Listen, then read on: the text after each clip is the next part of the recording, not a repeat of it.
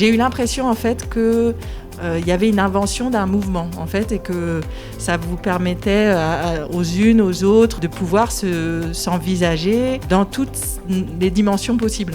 Donc de se voir d'au-dessus, de dedans, de côté, de se dire je suis peut-être plus grande que ce que je m'étais imaginé, de s'autoriser aussi à être très petite aussi, c'est pas grave. Ça a eu des répercussions assez rapidement sur la question de l'autorisation. On essaye de reformater une architecture intérieure parce que c'est avec ça finalement qu'on va pouvoir se colter avec l'extérieur.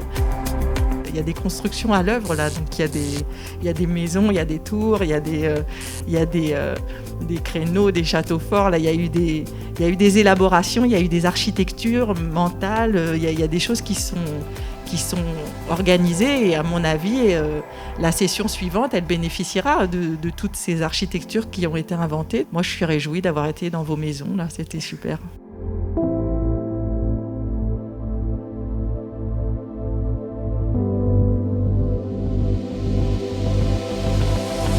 Moi, il y a deux choses qui m'ont vraiment frappée. La première, c'est la puissance du collectif, c'est-à-dire comment en fait l'appui du collectif permet en fait de passer d'une expérience personnelle à une expérience plus structurelle, ou plus, en tout cas, qui permet de déconstruire peut-être aussi un certain nombre de choses qu'on vit dans sa vie. Et puis l'autre truc que j'ai adoré aussi, c'était le retour du corps. J'ai assisté à une séance où on a parlé de règles, de seins, de grossesse, de toutes ces choses, et j'ai trouvé que c'était très beau, ce retour en fait du corps féminin dans le programme du mentorat, et assez inattendu en fait. Ce corps-là, il subit des contraintes, il subit aussi des pressions, et on a envie de pouvoir s'en libérer et de pouvoir en parler sans tabou d'une certaine manière, et du coup aussi de revendiquer le retour du corps. J'ai trouvé ça assez beau.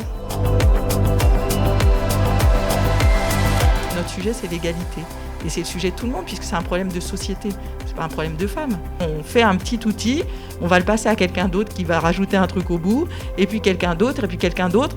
Et ce quelqu'un, quel que soit son sexe, sa couleur et sa classe sociale, tout le monde peut forger des outils. Je trouve que les groupes comme ça, c'est ça qui fabrique du feu. Et avec cette chaleur-là, on peut continuer à fabriquer.